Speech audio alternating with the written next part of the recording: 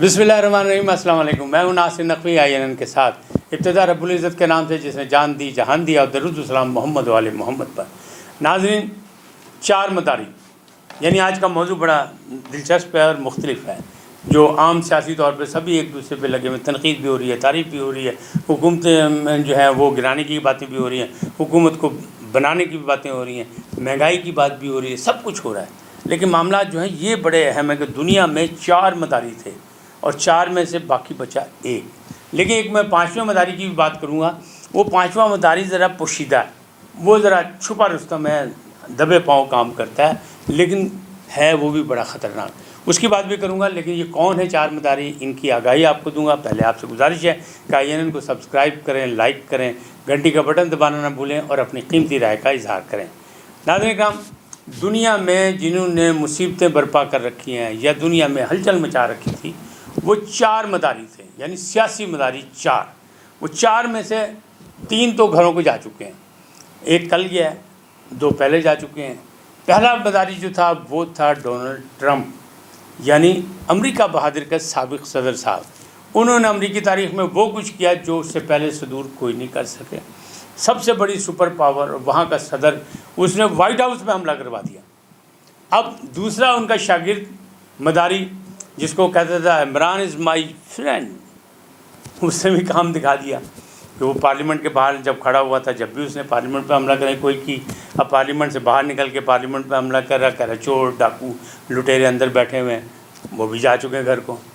तीसरे कल गए बोरिस जॉनसन, यानी बरतानवी, जो उनके समझ लें कि मुँह बोले साहबजादे थे, समझ लें अमेरिका बहादुर के, वो भी कल घर चले गए, इस्तीफ़ा दे गए। उनके 50 रुकनी काबीना पहले इस्तीफ़ा दे गई, लिहाजा मजबूरन उन्हें भी इस्तीफ़ा देना पड़ा, हालांकि वो जाने को तैयार नहीं थे। अब चौथा मदारी कौन सा है? चौथा मदारी बहुत ख़तरनाक है, बहुत मक्कार है और उसके कौल फ़इल में तज़ाद भी है। वो बातें करता है अवाम की फ़लाह की, अपनी ममलकत की फ़लाह की, लेकिन जुल्म व सितम का वो बादशाह है। वो खून, यानी समझ लें कि वो ऐसा करें कि वो ऐसा ड्राकुला है जो खून पीता लोगों का, और खून पी के अपनी रियासत को कहता है मैं मजबूत कर रहा हूँ और आवाम को रिलीफ दूंगा, लेकिन देता वहता कुछ नहीं, सिर्फ ज़बानी कलामी तज़ाद बयानी। वो कौन है? वो है हमारा अज़ली दुश्मन भारत, यानी मोदी सरकार। मोदी साहब जो हैं वो एक ऐसे चौथे मदारी हैं जिन्होंने दुनिया में तमाशा लगा रखा है। दुनिया की सबसे बड़ी जमहूरियत कहने के बावजूद वह इंसानी हुकूक पामाल कर रहे हैं, वहाँ अक़लियतों को जुल्म व सितम का निशाना बना रहे हैं, वहाँ कश्मीरियों की जो आज़ादी थी या उनकी एक इनफरादी शख्सियत थी, हैसियत थी रियासत की, उसको ख़त्म कर दिया। उसके बाद उनको मज़ीद दबा रहे हैं। कश्मीर में हिंदुओं को ला के आबाद कर रहे हैं ताकि मुसलमानों की अक्सरियत का ख़ात्मा किया जा सके। हालांकि उनकी मुख्तलिफ़ रियासतों में अलहदगी की तहरीकें चल रही हैं और अब एक बड़ी तहरीक खालिस्तान की शुरू हो गई, जिसका रेफरेंडम भारत में भी जनवरी में होगा। क्या होगा क्या नहीं होगा, उस वक्त कितने फसाद होंगे, कितनी लड़ाई होंगी, कितने झगड़े होंगे, ये अलग बात है। लेकिन दुनिया के जो चार मदारी थे जिन्होंने दुनिया में मुसीबतें डाली हुई थी और एक इनकलाब ला रहे थे, एक नई बातें कर रहे थे कि ये माजी में नहीं हुआ, ये हम कर रहे हैं, वो सारे काम जो है वो ख़त्म हो गए। तीन घर को चले गए, चौथे ये हैं। पाँचवा कौन है? पाँचवा आपके दिल में आएगा, वो आखिर में मैं बताऊँगा, सबसे लास्ट में आपको बताऊँगा कि पाँचवा जो छुपा रुस्तम है वो कहाँ है। वो अपनी कार्रवाइयाँ कर रहा है और मगन है, लेकिन लगता है कि उसकी भी किस्मत जो है ना साथ नहीं देगी, उसे भी घर जल्दी जाना पड़ेगा। मामला ऐसे हो रहे हैं। उसने भी लोगों को तंग किया, उसने अपनी आवाम को तंग किया, अपनी रिया को तंग किया, लेकिन वो किसी न किसी तरीके से बरसर इख्तियार मौजूद है।